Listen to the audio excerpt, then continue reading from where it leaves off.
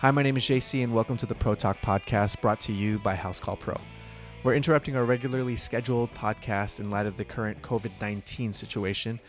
In this episode, you're going to meet John Cipres, the owner of Andreas Fault Property Services in Orange County, California, and you're going to learn a little bit about how he was able to rise above during a very challenging time. We hope that this podcast episode provides you not only hope, but practical advice and strategy on how to build your business. So today we have John Cipres out of LA. He's been doing business for 20 years, and he's got a lot of different trades that he's experienced in, and so we're so glad to have him. He's going to be sharing some wisdom for us, not just practical advice for business, but also sharing his story of how he rose above during difficult times in the 2008 recession. He found some pretty cool strategies he's going to share with us and look at how that can impact your business during this crisis that we're facing as a country, as a world, with COVID-19. So, John, why don't you tell us a little bit about yourself? Tell us about your business. How did it all start? Thank you, JC. I appreciate everything. I love Housecall Pro. Well, it started way back when I was a kid, actually. My dad had his own business, and as a kid, I used to see him have the freedom to. I never took a bus. He was always picking us up, and I grew up in around him and used to tag around him as much as I can. So I saw what he did, and as a kid, I kind of got locked in my mind that hey, I'd like to do something like that. So I worked with him off and on for a few hours here and there, starting at the age of probably 8 years old. He would take me in for a couple hours, and he would pay us, I don't know, what was it, 50 cents an hour or something like that to do kid stuff. And he actually put me to work in there to do stuff. So I kind of grew up in the business in a way where I saw it being built. And I thought, well, by the time I'm 17, 18, I can take it over. So what happened is my dad was in the sample case business. Back in the day, they designed and manufactured cases out of wood, corners, fiber, rivets, stuff like that. So what happened is when I was 18, going on 19, he calls me in the office and he said, listen, he says, you need to go look for a job. I'm going to be closing down. I've had my business for 40 years and, it's something that we've decided to do. And when I got really sad, I thought I was going to take it over and I knew the whole operation. And his exact words were, son, it was for my day and generation. It wasn't for your day and generation. Everything's going to plastic mold injections. So I didn't know what he meant by that. I like, what, and so he gave me a day off with pay and I went to the gas company, went to the telephone company. And a year later, the gas company called me. I got hired. I left my dad's place. He sold everything out and I got a job and raised a family for the 16 years I was there. So that's how that happened. And it was a good job. It was a good profession. I learned a trade. They trained me. I love what I did. It just wasn't rewarding enough after 5 or 6 years that I wanted to create a lifestyle, not just a living. And I had in the back of my mind, I should be doing my own thing. But I got comfortable there and I stayed there for 16 years.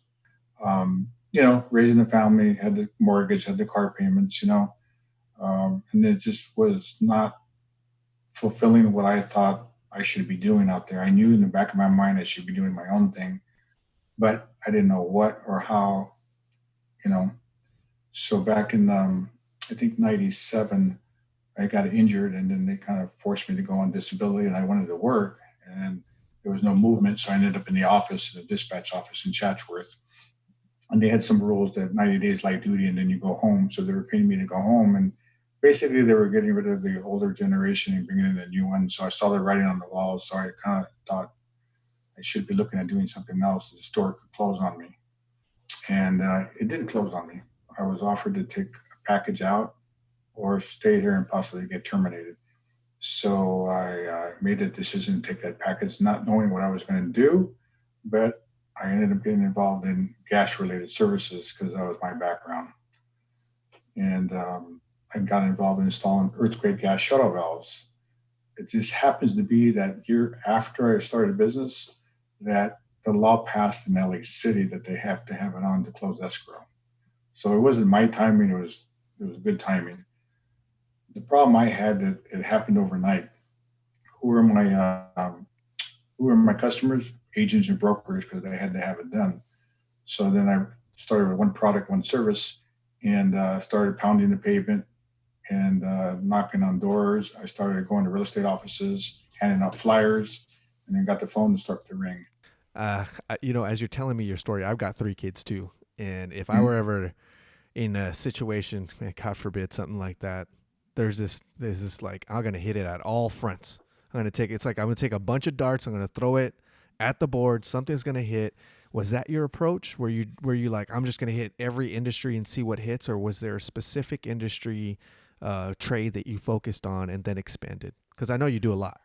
Yes, what I did is I was looking and doing different things, and I'm thinking, why reinvent the wheel? What do I know best?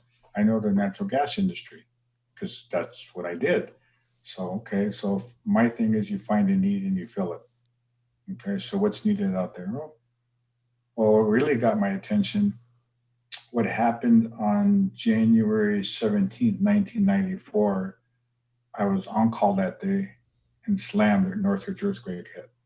That was probably before your time, but it was big. And I was working an hour after that, and I thought, wow, places are burning down. If they only had a device to shut the gas off, these homes won't be burning down. Well, they did have the device because I researched it, but there was no market for it.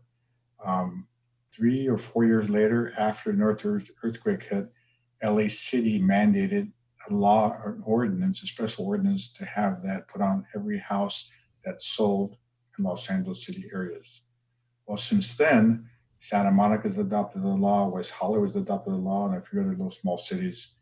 And now the insurance companies are starting to require it. So it became my market. So I thought, why reinvent the wheel? We'll start there and see where we go. That was the starting point. And from there, I looked around and said, what else do real estate agents and brokers need? They need a property home inspector. So I got certified to do that. Oh, they need a compliance inspector. They call it a retrofit inspector. Got certified to do that. So instead of them calling 3 people, I can do one. I can do all of that stuff, right? One stop shop. Exactly. So, and then from there, I branched off in repairs, got a license. We have a general B license, and we have a plumbing license, and then got involved in mold inspections and mold abatement, and then got involved in water restoration and general construction. But that's been over 19 years. But I did Wow. start at, yeah. So over the time, so basically our niche. My mistake was in '08. I share my mistakes so people will learn from my mistakes. In '08, 99.9% of my business was real estate related services. So you know what happened. Yeah. The phone stopped ringing like they turned off the faucet. Yeah. I had 4 properties. I had ran over about properties, and 3 short sales and 1 foreclosure later. And basically, we're up in Los Angeles City. And I learned something very important: not to put all your eggs in one basket, And that was a housing which I had market all for my, you.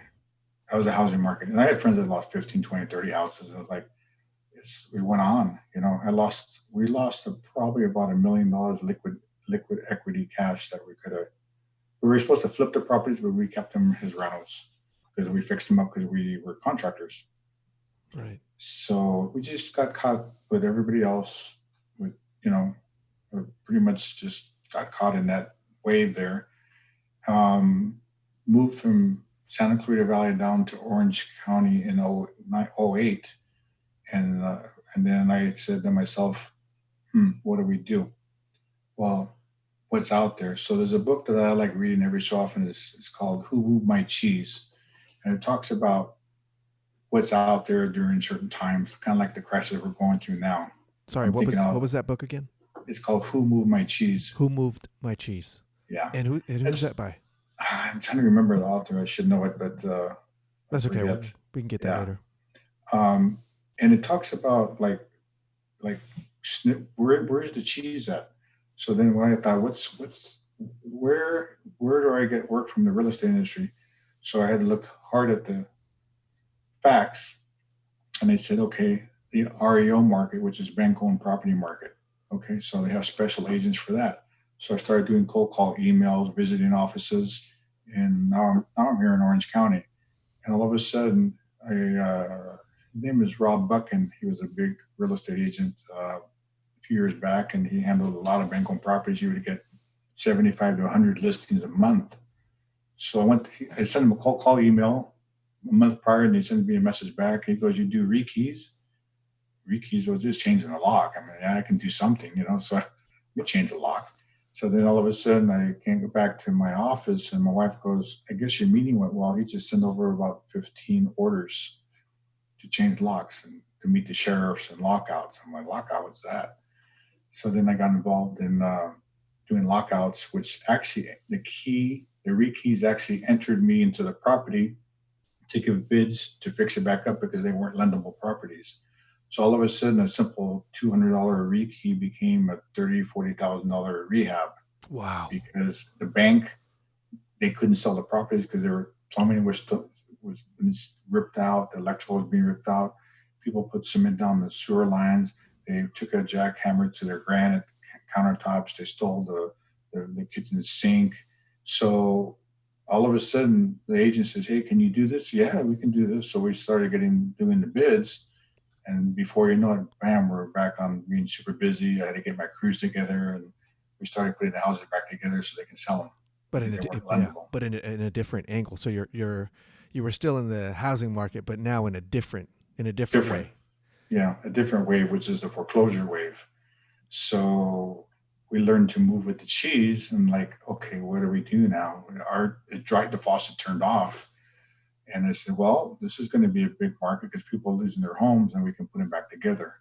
So that became very successful, very busy right away. So we got us back up and running again, called back the staff, called back the workers, and we're up and running in '09 again, and hitting those REO agents and tell them we handle all the preservation services from everything from trash out to repairs to landscaping to get the house ready back to get it marketable and lendable back on the market. Do you think that was just a stroke of luck, or was it, maybe a combination of luck and being a genius and the tenacity within you after having read that book and going, nah, I'm not going out like this. Yeah, no, I gotta no. keep going. I tell the story like, and it's hard to say this, but I'd rather be broken, homeless, being burritos than going to work for somebody. And it's just something that's once I've already got out of it, I'm going to make it work. So '08 was very traumatic for us because we built up a good sized business, and then our mistake is we put all our eggs in one basket, and now we have different avenues, streams of income now. We have property management companies, we have private homeowners, we have insurance work, and we still have real estate related services. So, but now and I'm actually in the process of starting a separate plumbing business. And people think you're crazy. This is the wrong time to start it. It's the best time to start it. Yeah, You know? tell me about that. Why would it be the best time to start? Because what it does is I look for niche industry items. I've tested out a smart water shutoff device that nobody really knows about. I've had it for a few years. I contacted a manufacturer. It's called Flow by Moen. It's a very good. So I've been working side by side with them for a few years over the phone. We're doing a couple little installs here and there, and it's going to be mandated most likely pretty soon system wide for everybody to have it on by the insurance company on certain houses, Yeah. certain areas. So I'm teaming up with a good friend of mine that's an electrician. It's kind of an odd fit. I thought, but he said where he's from back east, they have electrical and plumbing together. So in case they need an outlet for it to plug it in, then we're going to cross train the guys. We're still in the getting the together stages right now. Since I have the plumbing background, everybody brings something to the table, so it's going to be a team effort. Yeah. Yeah. And I not a forget to Lone ask Ranger. though, John, why would people say that plumbing's a bad time to get into? Why would people say that now? In general, to start businesses and like what's going on now, it's like they would say because people are scared and they might not call anybody, they'll push something off. But plumbing, when the sewer line backs up, they need somebody to fix it. when that water heater goes off, we're spoiled. We need hot water. The drinking water, there's not going to be any water. We can install the water filtrations that go underneath the sink. We installed a Halo, which is a water purification system for the whole house. So all that stuff is needed. So I like niche industries. We can install earthquake valves. So we decided to form it, and we're just doing the last finalization of doing that now. And we're actually setting up for next week or next couple weeks to actually get the guys cross trained to install the flows. And that's where we're going to start, but we're going to branch off into other specialty services in plumbing because smart water shutoffs are just tied in. Everybody wants a smart home now, especially the millenniums, right? They all want the smart stuff. Right. So, yeah. So you seem like a fairly well networked guy. You were talking about early on that you had a customer that was 20 years ago. You remember meeting that person, and then there's this other individual that was a big time real estate guy that that really opened the door for you after you having read that book. Who Moved My Cheese? Is that the book? Yeah. Yeah. Who Moved My Cheese? Yeah. So this $200 job for rekeying turned into this huge business that is multifaceted. Do you feel like networking is super key to all of that? In my opinion, networking is the top key. People they've asked me, what is the secret in business? So I'm going to tell you the secret is.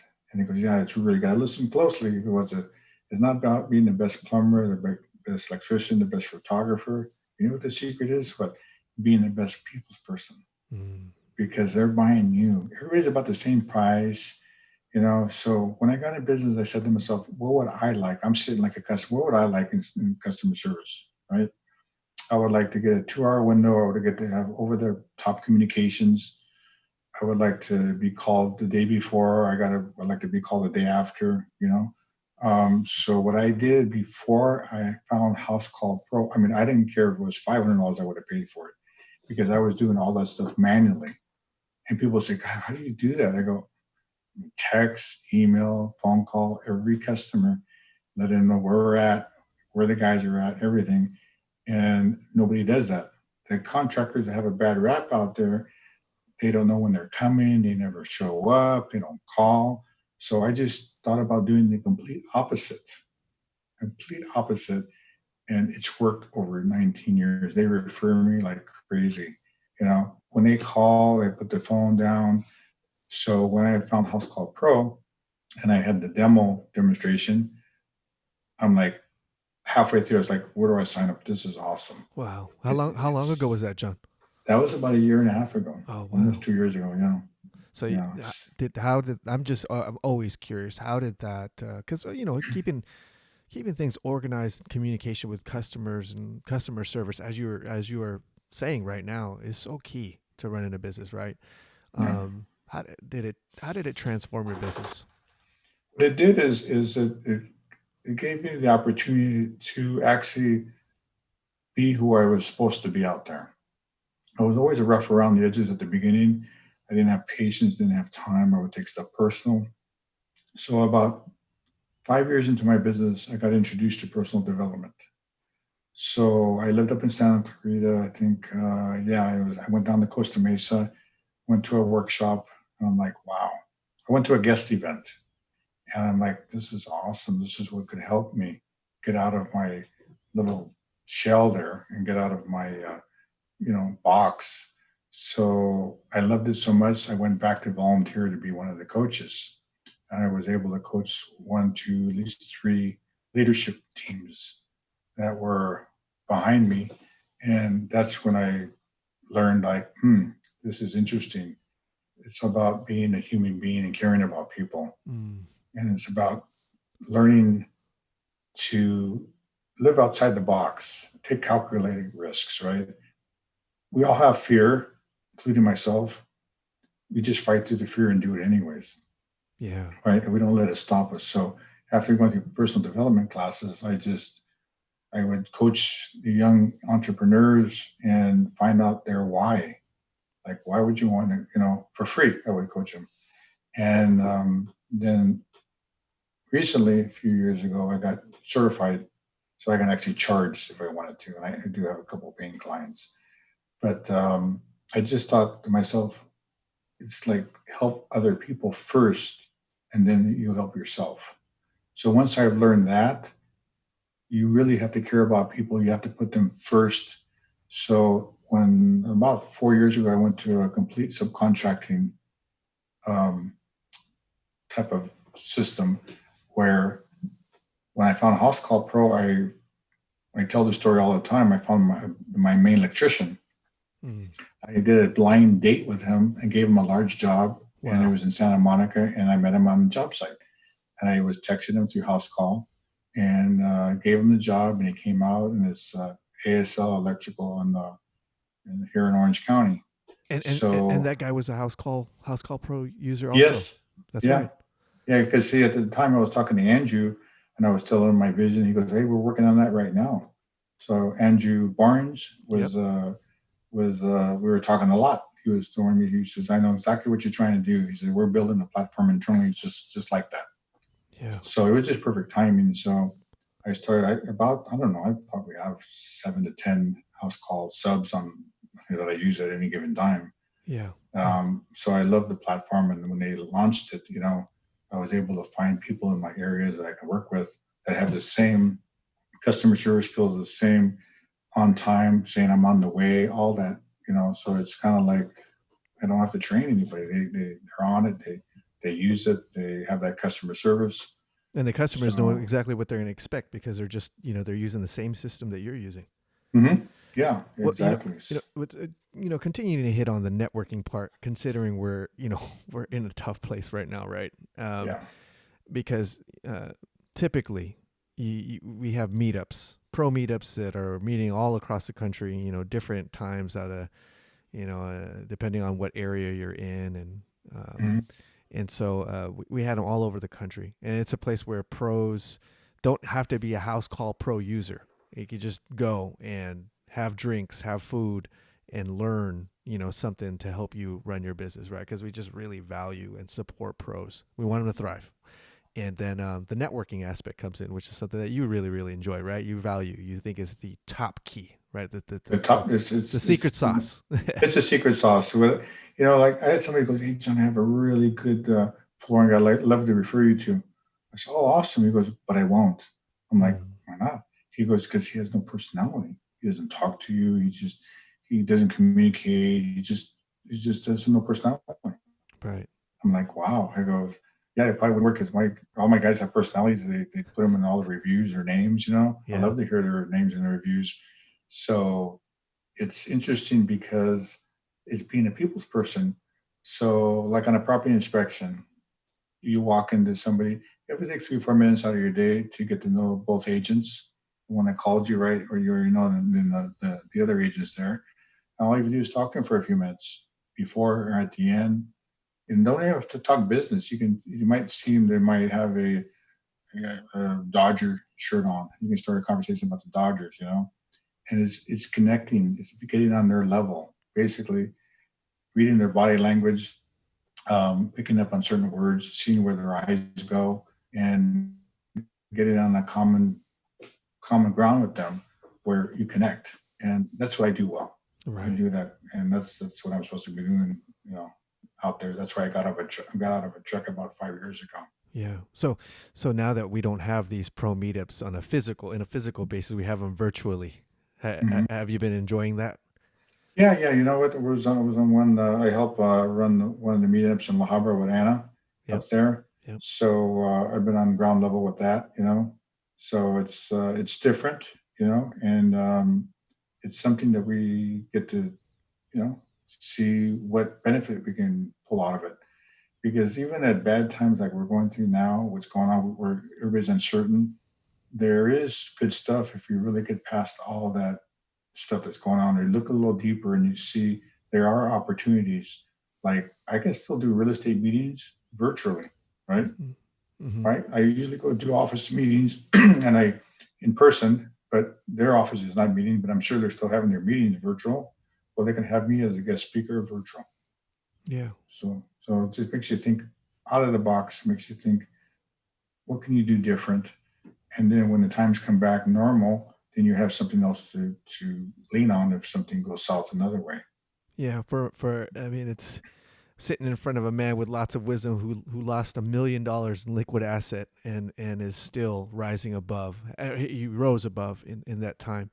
Mm-hmm. What are some other opportunities do you see that considering COVID-19, and you said it, a lot of people are scared, but if they look past it, then they could see that there's opportunity. What opportunities do you see?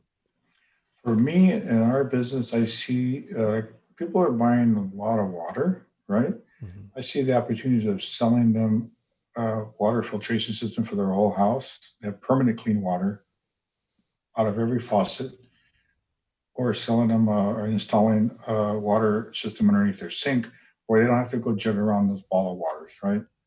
And that's a service that's needed, right? Well, I wouldn't think of it actually before this, not really, but now I think about it. And the same thing about it's been a while since we had an earthquake, so why don't I just advertise it, tell people while I'm at their house, hey, do you have an earthquake gas shut-off valve in your house? And take a peek. No. And then my one liner is it's really interesting, and I always get the same like look. Oh, what happens from a week from Tuesday when the big one hits? You know about that, right? And they're looking at me like, what? And everybody falls for it. I go, just kidding. But if there was, would you have one on right now? That's my Wow. hard sell. And they go, well, Wow. yeah, of course. So you just make people think. That's all, because we get really relaxed and complacent out there. We just get comfortable, right? What happens when that San Andreas fault hits? They'll remember Andreas Fault Property Services, right? Yeah. So You have a it's really interesting. No, go ahead. I'm sorry. No, it's interesting how we get really comfortable, including myself. Yeah. you know. But I have my earthquake valve, I have my whole house of water filtration, I have stuff. But there's a lot of people that just aren't aware of it, or they just push it aside. And I think all of us, we just need to get prepared. That's all. Yeah. Be, Yeah. be ready. Yeah. You have this calm demeanor, considering, yes, you have a multifaceted business and you see opportunities, and, you're still going and doing the virtual meetings and all that stuff. Man, where does that come from? You know, I think it just comes from, I'm not the one to sit down and watch TV. So I'm always like, when my like relaxed time, I'm always thinking I'm getting on YouTube, learning something. I like to create something out of nothing. And I think that we need difficult times in our lives, because the way I explain it is when you're on top of the hill and you have enough money coming in and you're on top of the mountain, you can see across everything. You don't think you're an automatic. I've gotten some of the best ideas when I'm in the valleys of my life, like, oh, great, what am I going to do here? And then you start thinking, you have to think. So those valleys are very important. Like this, what we're going on, it's very important. It just makes us think, okay, what next? Okay, we don't know when we're going to go back to work, some people. What about the rent? What about the mortgage? Okay, it might even make them think, do I have a savings account? Do I have 6 months in reserve? No, most people don't. So I think that we need these times to think and make us think, because we're in the valley and you have no choice. You got to get out of the valley, because when, like I say, when you're on top of the hill, even I'm guilty of being on an automatic. Enough money's coming in, everybody's busy, and the phone's ringing. But right now, I'm thinking out of the box and seeing what else I can do. So to get involved in doing water purification, because water is going to be a problem, whether it's an earthquake or whether the shortage of water bottles, and the water people don't like drinking out of the faucet, right? Yeah. So, So, so so you speak of these great tips on vision, and what you were saying earlier is people are in their homes. Yeah, we got this COVID-19 thing, this crisis that we're facing, but people are still in their homes. They're still going to want hot water. They're going out and buying bottles of water, and furnaces are going to continue to. People are going to have broken things in their homes, and they're going to need them. And pros have an opportunity to do that, and you're seeing those opportunities. What are some practical ways that you are still providing business for your clients right now, in considering safety measures, things like that, to help people feel safe, and It's interesting you asked that, JC. And I can't take credit for this, but one of my associates wanted to hire me to do inspection for him for people that already live in their house, high-end clients, the big houses, the celebrity industry. And we met, and he planted a seed, and I started going to work on that plan. Like, what can I do? So I actually developed a 21-point inspection that I offer the people, very reasonable, where I'm doing their inspection. It's like if they're going to buy their property again, because the people aren't aware of what's going on. So I inspect their property, and it's a yearly plan, and it comes with 2 visits a year. And there's 21 points from roof, foundation, electrical, plumbing, appliances, garage doors, everything that I check in a matter of an hour and a half. And it's real reasonable. It's only $199. But the caveat is that they get 20% of all services discounted if they go with our company to have us repair stuff. And I put it in categories of 0 to 3 months. Like, for an example, this water heater on the second floor is 22 years old, and it's going to take off and it's going to flood your house up. This is a high priority. Whether you have me do it or somebody else do it, of course they have our firm do it because they get 20% and they already know me. So I launched that about 6 months ago, and it's on my website now. So I just need to funnel it now. And everybody I tell, in fact, I've actually used this where I've actually forgot to tell the homeowner about it after a water heater is replaced. And I said, I'm sorry, I forgot to tell you how you can get 20% off your service for today. You go, what do you mean 20%? Yeah, I have this plan. And so it's a no brainer. They sign up for it. Yeah. Right. And then it helps compensate some of the 20%. And then I have a property owner for life that will call me. I visit their property twice a year, and that's included. Yeah. So a lot of people, like investors, are calling me because they don't know what their tenants are doing. So I go give them their reports, and then I let them know, hey, you have a little bit of mold here. It's going to be a big issue if you don't handle it. So it's worked out very well. So that's what I've thought out of the box. But it's like I said, I can't take credit for it. A friend of mine, a business associate, gave me the idea, and I actually do that for him now on the high-end clients. Man, that is super awesome. What you're saying is pretty much it's a service agreement plan. It's a service Yes. plan, Mm-hmm. right? A recurring service plan. And Exactly. and that's brilliant because who's going to shy away from 20% off if they're going through your business? If you're going to make sure that everything is in order in their home and you're going to see things before, something bad might happen. Yeah. They're able to go through your business, your connections, and get that extra 20%. That's absolutely brilliant. Yeah, exactly. It's like I ask them, hey, do you go to the doctor every year? Oh yeah, go get a physical. When was the last time you got a physical on your property? I don't. I says, well, what about your pressure? Do you get your blood pressure taken? He goes, yeah. Well, how about taking pressure on your water pressure? Can break a line and then you fly out your house. So that's part of our service. We check the pressure, we check the electrical, we check the HVAC. We find stuff that they wouldn't know. They're hidden. What lurks behind the sink, they don't know. I carry a thermal imaging camera that actually sees behind walls. Wow. Hot and cold. Mm-hmm. So I take pictures. Hey, how do you know that electrical switch is going to burn up? Because it's 105 degrees. Look at, I show them, and the rest of the switches are like 70, 72. Short's going to happen shortly. That's where fires start. So it's like, why not get a health check for your house? So you do these plans. You do these plans for your clients, and then when there's something that needs to be fixed, there's a part of your business because you own multiple businesses that right. You essentially just connect one business to another business and so forth. And then if it's something that you don't do, you kind of pay that forward, right? Well, what we do is the stuff we don't. My model now is we do everything. So I use a lot of the Housecall Pros, the subcontractors. Right. So since I'm a general and I carry a licensing, everything funnels through me.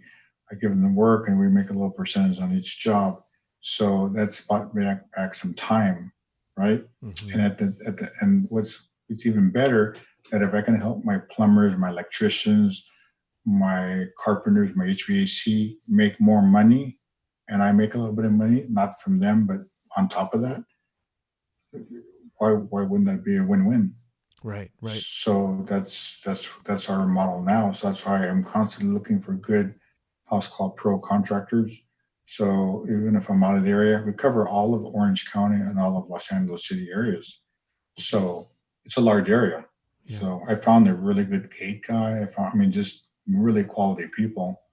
And they're our customers because we go get them. You know, we built a relationship with them, and they rather just deal with one person instead of trying to call everybody. So for someone who's been in the business for quite some time, you've seen the ups and you see the downs. You're experienced. What would you say to those who are not as well networked, maybe are still in the early stages of their business? What would you advise them to do considering this stuff that we're facing right now with COVID-19? To somehow, well, think out of the box and network through virtual places. Like yesterday, I was on a Zoom call. I'm part of a BNI network, right? And the girl is a personal development life coach for businesses, and she put on something free. Well, there was probably 7 to 10 people on there, and we all got to meet each other, and some people connected, you know. And so whether you meet in person, you can do it virtual. I see meetups going virtual, right, for now. And if it ever gets back to normal, which it will, then of course we can just pick up from where we left off. But my advice would be don't be shy like I was at the beginning. Um, don't be afraid to talk to people. Don't be afraid to promote your business to anybody and everybody because you don't know who they know. I Right. call it the corridor effect. I've met somebody, they've introduced me to somebody else, they introduced me to somebody else, they got me a 50,000 job over here, you Wow. know? Yeah. Yeah. So I just realized that you have to tell people what you're about, your values, how you conduct business, talk about your guys, and provide that exceptionally high end service that people want to have. It's about the trust. You know, you build trust with people, it goes a long way. Right. It's a long way. I mean, I don't know, if you Google our company name and don't mention my guys, and it's really hard to keep 5 stars, but we've done it. I know one day or another we're going to get a 4 or 3, but we pride ourselves on customer service. We pride ourselves on being on time and communicating and letting them know we're on their way. Follow up. So a lot of that has to do with the Housecall Pro system now, which bought me back some time because, like I said, I did it all manually before. Right. Right. Man, you've given so much practical information, advice, wisdom, and vision. What would be a word of encouragement for our pros out there during this difficult time? My word of encouragement would be hang in there. You know, it takes time. We get all stuck. We listen to I call it your nerd that tells you that you can't do it. Like everything's closing up, so you might as well close shop up. Like have it be a launching pad, have it be a testimony. And if you're going through some bad times and came out of it, tell your story. Your story is very important. Um, it gives you hope. Okay, you want to give people hope. They don't want to know how you made it. They want to know. They want to know the journey. They don't want to know all the good stuff. Let's tell them about the bad stuff, and you give people hope and say, "Well, God, if you went through that, I'm not going through half of that, and I should be okay." Right. So I think testimonies are a big part of being real and raw. You know, was I embarrassed? Of course I was when I was going through a downtime. I didn't want nobody to know, and I just felt like terrible. But now it became my testimony for other people to say, you know what, hang in there, because what differentiates the people that make it, the one that don't make it, these over here that make it never quit. They keep on plugging and plugging, plugging. The ones over here, oh, I tried, that didn't work for me. Yeah. So just never give up and always keep your why in front of you, whatever that's, it could be your kids, whatever your why is. Find out what your why is and never lose focus of that, because the how will come. You don't need to know the how. As long as your why is bigger than the how, then you'll make it. But the minute it goes the other way around, might as well bury yourself and check out. Mm-hmm. Mm-hmm. Yeah. So that's what keeps me going. It's like difficult times. Yeah, we don't want them, right? But it makes us think more and harder. Like, okay, what am I going to do? What am I going to do? And then you come up with some genius ideas, you know. Yeah. So just my advice is hang in there. If you're going through a difficult time right now in your business, to connect with other service people and see what they're doing.